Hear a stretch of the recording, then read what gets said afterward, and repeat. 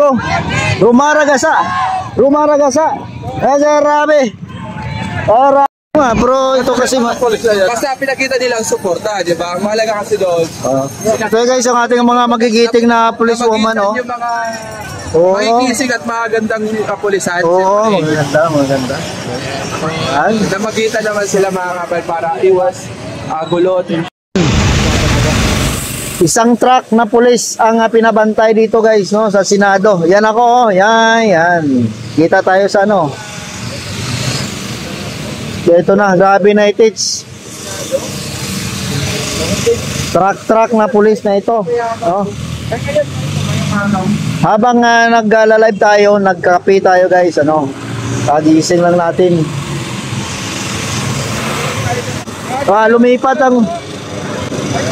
Lumipat ang mga.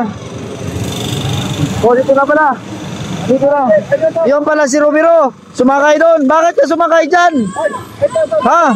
Bakit ka sumakay dyan? Uy, nandito na pala sa gilid ko, sa likod. Nandito na pala. Dito na pala sa likod. Dito na pala sa likod guys. Sa likuran lang natin. Pala.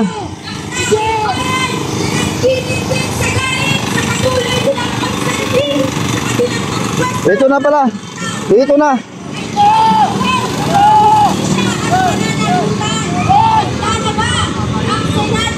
Ito na guys, Rumaragasa ang mga tao. Ito, Rumaragasa. Grabe.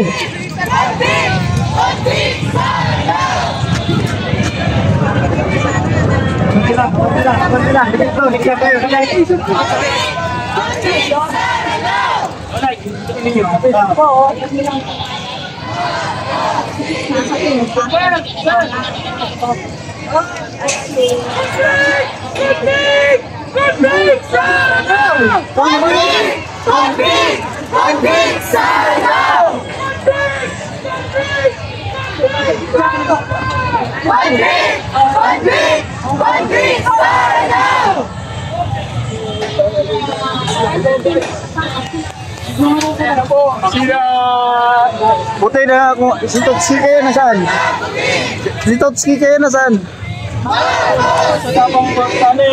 Nandito kayo si Totski.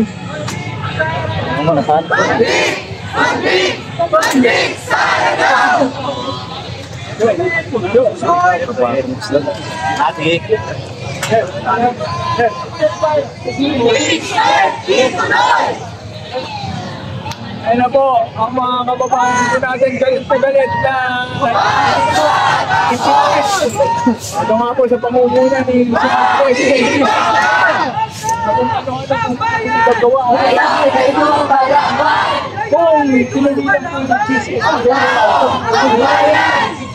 Wala stop.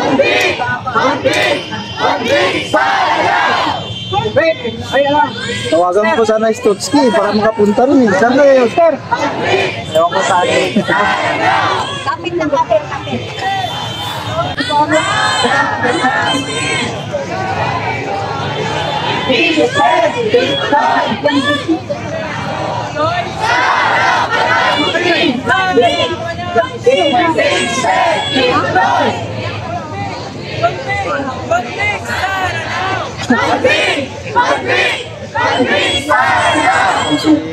Sir Jenny. Pero walang kwenta!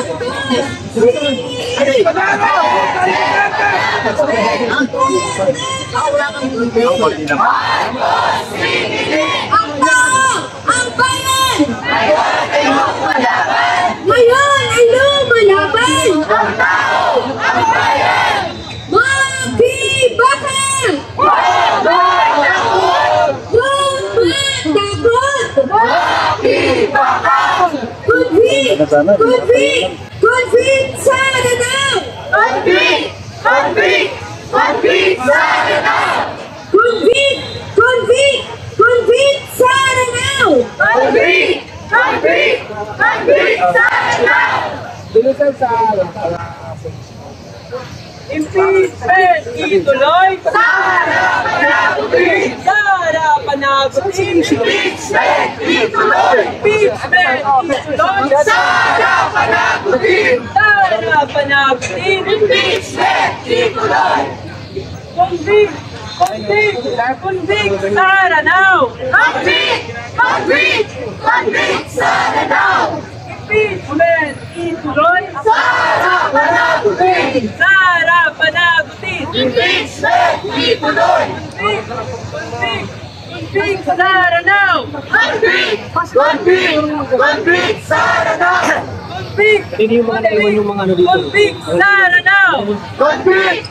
Convict Sara now.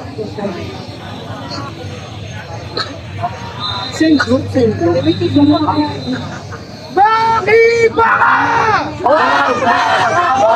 Huwag matakot! Bakit ba ka? Ang tao! Ang bayan! Ngayon ay lumalaban! Convict Sara now! Convict Sara now! Convict Sara now! Convict Sara now! Impeachment ituloy! Sa harapan natin! Impeachment ituloy! Ang tao! Ang bayan! Ngayon ay lumalaban!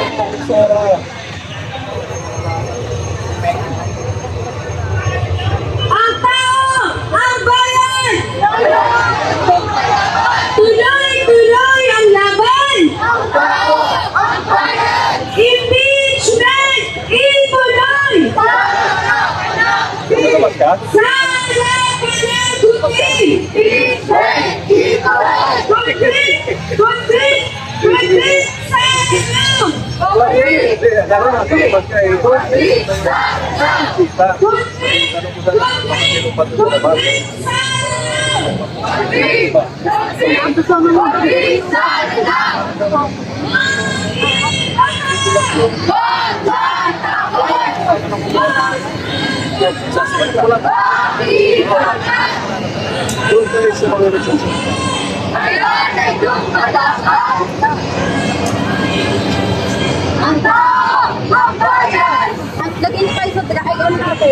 Uy, hindi ito ka pala idol. Tawagan mo sana kita eh. Uy, ayun na yun. Sumali na yun.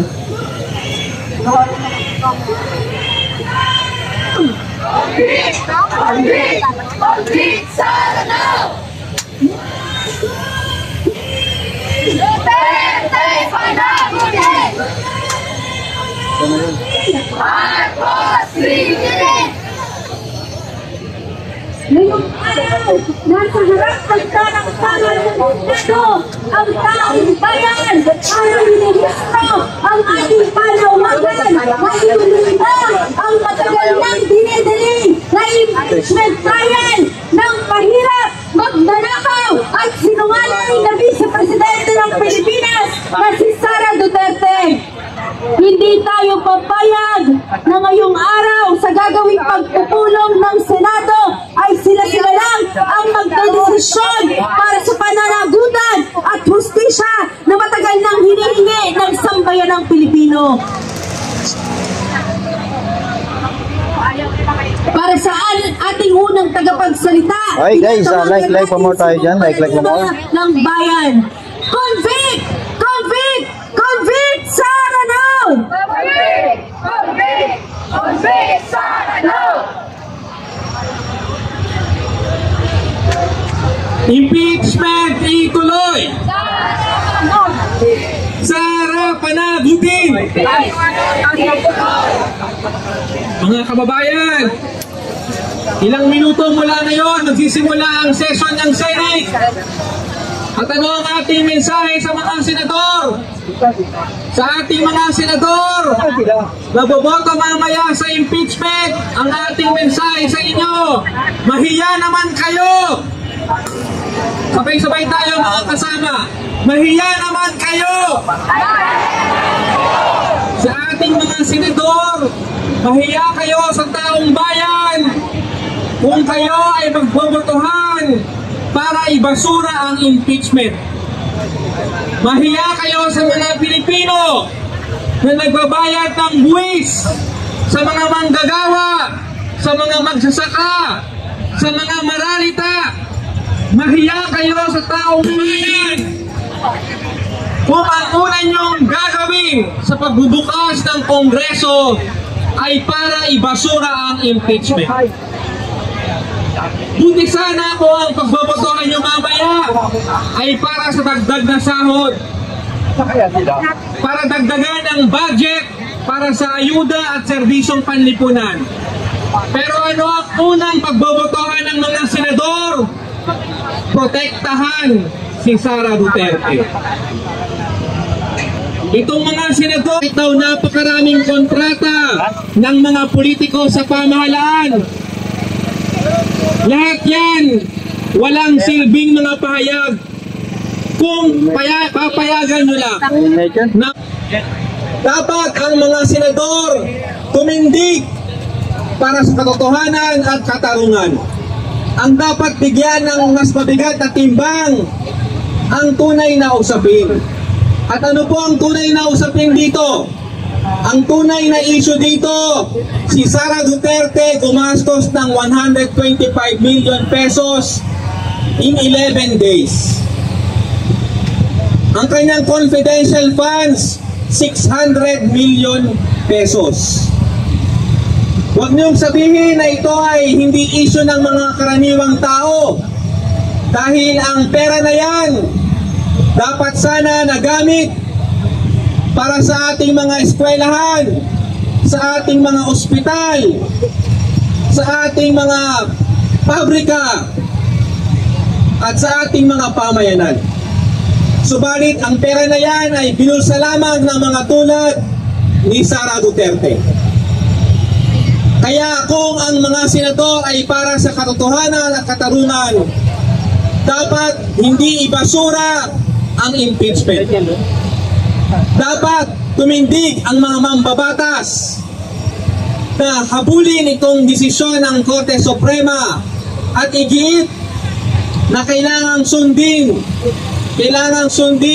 kung ano ang tama, at yan po ay pagtindig para sa katotohanan, pananagutan at katarungan. Ang ating mga senador dapat maging senador ng taong bayan, hindi senador ni Duterte, hindi sunod-sunuran sa Malacanang. Dapat tumindig ang mga senador para magbigay ng aral sa lahat ng ating mga opisyal. Dahil kung ibabasura ang impeachment mamaya, ano ang aral po dito? Na ang mga tiwali, ang mga magnanakaw, pwedeng magpatuloy sa kanilang pagnanakaw basta kakampi nila ang mga senador, kakampi ang Korte Suprema, kakampi ang Malacanang. Papayag ba tayo doon, mga kasama? Papayagan ba natin na ibasura ang impeachment mamaya? Kaya ito po ang ating babala sa mga senador. Kapag tinuloy at ibasura ang impeachment, ang katapat po niyan ay galit ng taong bayan. Bubuhos sa lansangan ang mamayan. Makikita nila at mararamdaman ang galit ng taong bayan at sila ay ibabasura ng kasaysayan. Dahil ang mga senador na yan, sila ay makikilala bilang mga senador na kakampi ni Sara Duterte, kakampi ng mga magnanakaw, kakampi ng mga mandarambok. Kasama natin ngayon iba't ibang mga grupo para sa ating panawagang katotohanan at katarungan. Palakpakan natin ang pagdating ng mga kasama natin mula sa Bunyog, San Lakas, PNP Oriang. Nandito din po ang bayan, ang mamayan, sumisigaw para sa katotohanan at katarungan. Kaya muli nating isigaw ang ating panawagan. Marcos Singilin! Convict! Convict! Convict Sara now! Convict Sara! Ituloy ang impeachment. Sara panagutin! Sara panagutin!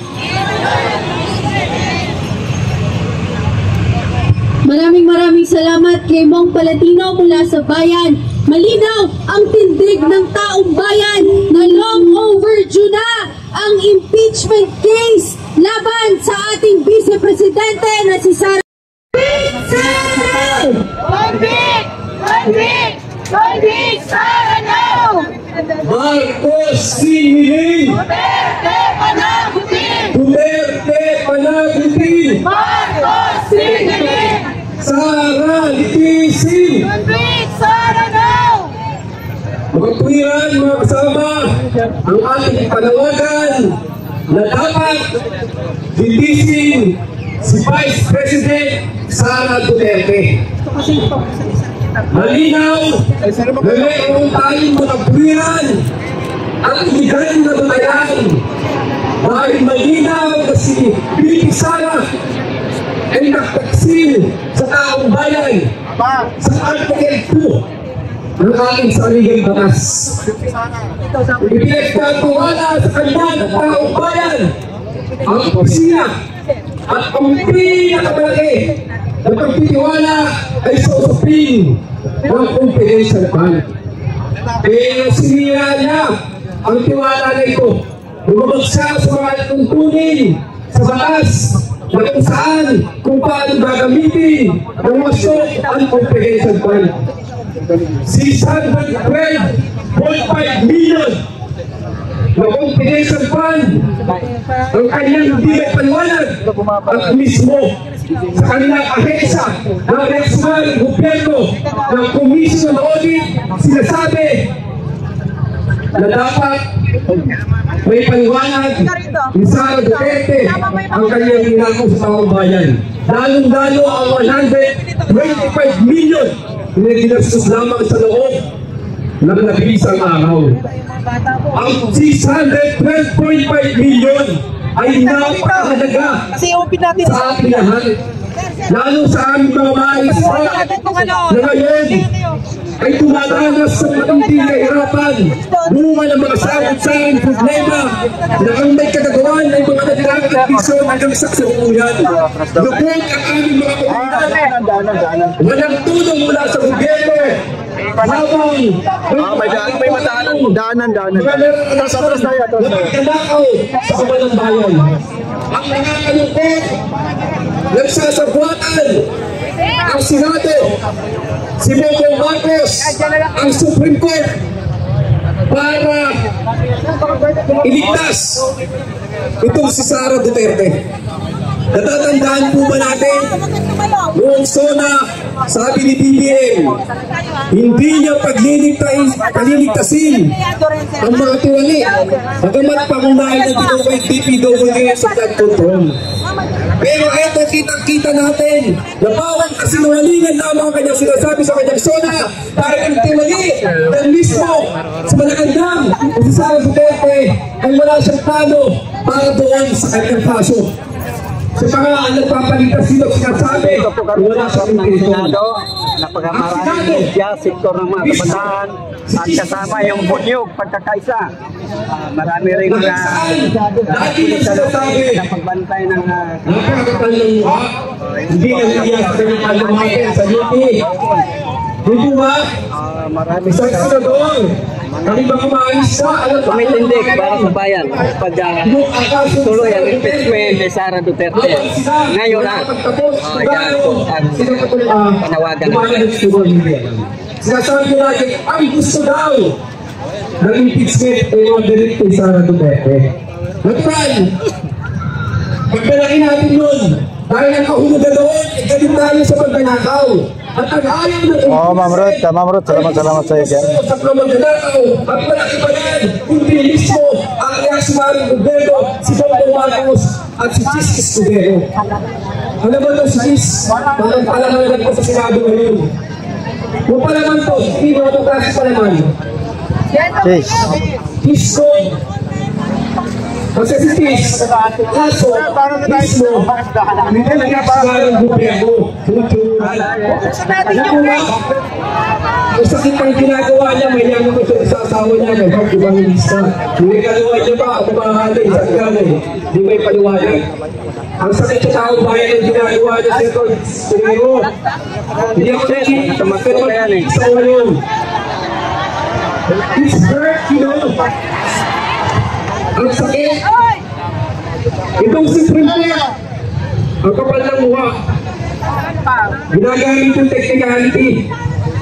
Kasi raw, mayroon ng unang reklamo, pangalawa, pangatlo, baliwat tupi.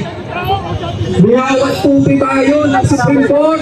Ginagamit yung unang, pangalawa, pangatlong kaso para biglang kapangiran. Ito pag-absorb ko kay Sara.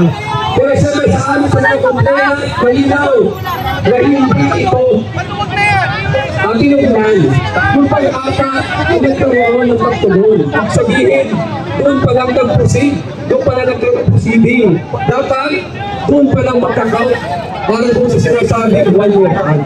Pero, hindi natin. Ay! Ang tinagalaga, sa buwan natin sa mga magkalakaw, kinukulo tayo sa mga tayo dito. Batayan niyo mo po. Kita mo walang kahilingan.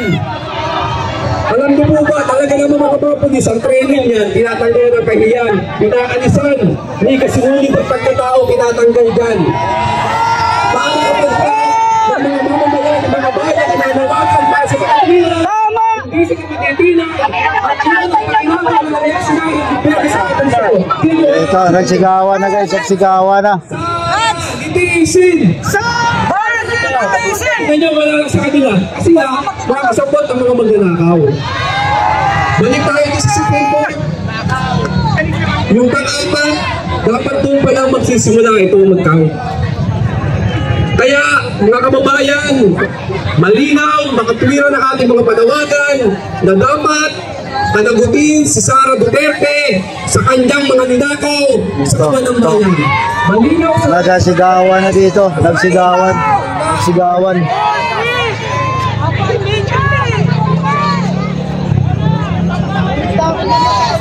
The sovereign Filipino peoples, yung sinasabi ko sa ating saligang batas. Ibig sabihin, mas makapangyarihan tayo sa Senado, sa Supreme Court, ang taong bayan. Kaya pinapaalala sa ating na konstitusyon na dapat panghawakan natin ating kapangyarihan upang panagutin ang mga magnanakaw dito sa Malacanang. Muli, isang mga anak na magbati, mabuhay ang mga nakikibang kapamabayan. Maraming salamat. Mabuhay!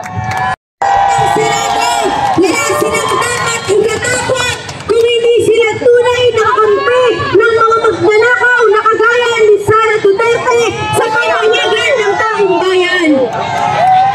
Ang tao, ang bayan! Ngayon ay lumalaban! Para sa pagpapatuloy ng ating programa, nasaan ang mga kasama natin kababaihan dito sa hanay natin ngayon sa harap ng Senado. Ngayong araw, kasama natin ang iba't sektor ng ating lipunan at para sa susunod natin tagapagsalita, tinatawagan natin si Flora Santos mula sa Oriang. Convict! Convict! Convict! Sarano! Convict! Convict! Sarano! Mula sa lumalabang mga kababaihan na nandito ngayon, isang mapagpalayang araw sa inyong lahat, kasama ang lahat ng kalalakihan na lumalaban. Mga kasama, nandito tayo muli, walang kasawa-sawa sa pagpaprotekta protesta sa ganitong kalat-kalat bayan na nangyayari sa ating bayan na walang hustisya, ipinagsusuna ang mga kaso na dapat i-convict na ang dapat gawin kay Sara. Dahil unang-una, libo-libo ang kanyang nilustan ng pondo. Samantala, ang ating mga kababayan, marami sa atin ang hindi na nakakain na ng maayos. Marami sa atin ang natutulog. Papayag ba tayo na lagi ganyan ang gagawin sa atin na mga namumuno ng ating bayan? Hindi tayo papayag tapos tayo ay patuloy na magbabantay kung dahil tayo nandito ngayong hapon.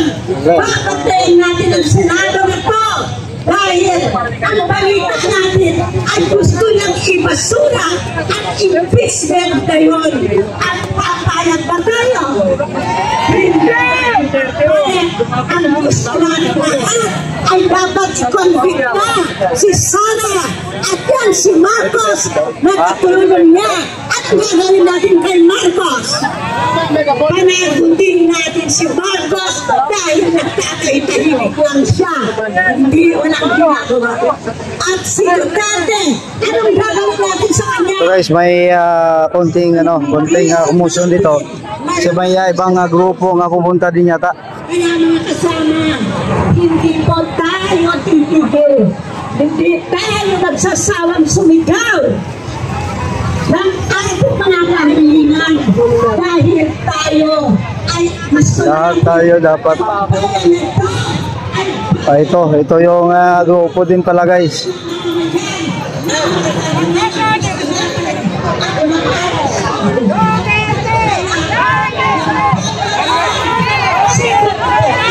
Ito. Sir, para ano natin. Ano sila magpangabot? Sir, pataan na sir. May konting dito guys, may mga pro Duterte dito na dumating.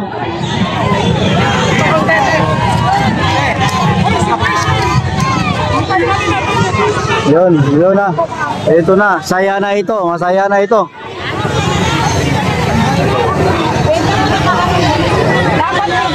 Ganyan lang. Yung babae, ano na, kagagawin ang lang.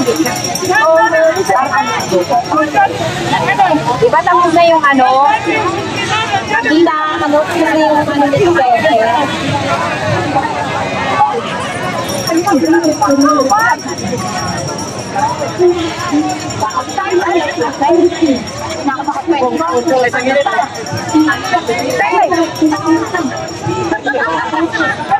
Dalawang na dito, dalawa. Sa kabila ay guys, sa kabila ay mga pro impeachment, dito naman ay anti, no? So ito naman ay isinusulong nila ang impeachment, ano? Ito naman ay sila ay igalang daw ang batas, ang Korte Suprema. Alam natin yung pena, alam natin yung ikaw. Kami po, ay hindi namin binabayaran.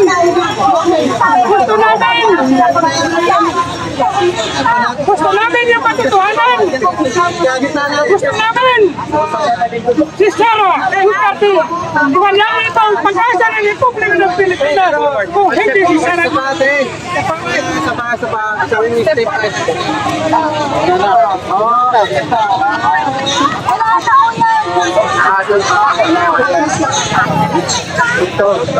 Ate guys, sa gitna ngayon yung mga pulis. Dalawa ng dalawang faction dito, no?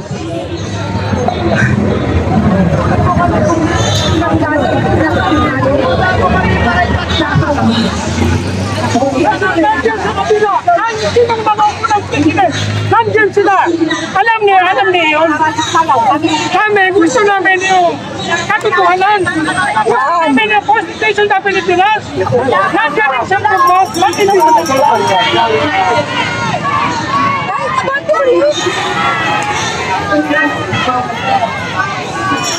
Bakit naman Hindi mo kayo mayroon ng batas. Kasi nakisayang talaga. Mamaya ka natin magbatas. Hindi, bakit hindi makita mayroon ng batas? Dahil sa inyo. Ano ba yun? Pag sumakay kayo ng jeep, pag may dala kayo cellphone, wala na. Nandiyan yung mga ugat. Nandiyan yung mga drugista. Mga drug. Nandiyan na sila lahat. Tumalik na, lumitaw na sila lahat. Pagdaraw ko si Duterte, pagdaraw ko si Sara. Wala ini pa naman po tayo. Mamaya ka ng agila. Yung matataas pa sa amin. Tinaol meron ka naman pala eh. Sayang! Sayang! Sana magkakasing kayo sa kuwanan. At saka hindi kami pumunta dito para magtitipag-away. Yung hindi nakakaalam ang pag-asa ng Republika ng Pilipinas. Si Sara! Sara Duterte talaga yan! Wala si Duterte! Nandiyan na yung pagkain! Nandiyan na yung mga rubak! Nandiyan na yung mga hulaper! Anong nangyari sa Pilipinas? Yan na! Mawa mo kayo! Kami, makakuhalan ka na, no?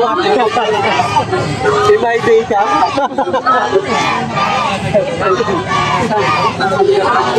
Saya na ito, masaya. Dalawang porsyon na dito sa kabila, mayroon din, oh. Dito naman. Ngayong araw, para sa ating susunod na salita, tinatawagan natin si Sara Duterte mula sa Vienna Women's Party. So dalawang portion guys, dalawang party na dito, no? Mga Duterte, dito naman ang pro impeachment, ano? Dalawa. Masaya ito.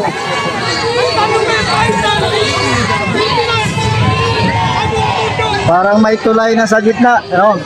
Sa gitna ang mga kapulisan natin.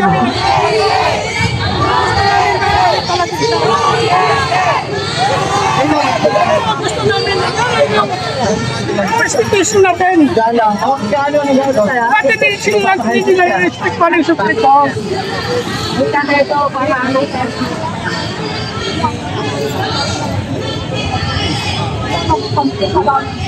So, both side naman na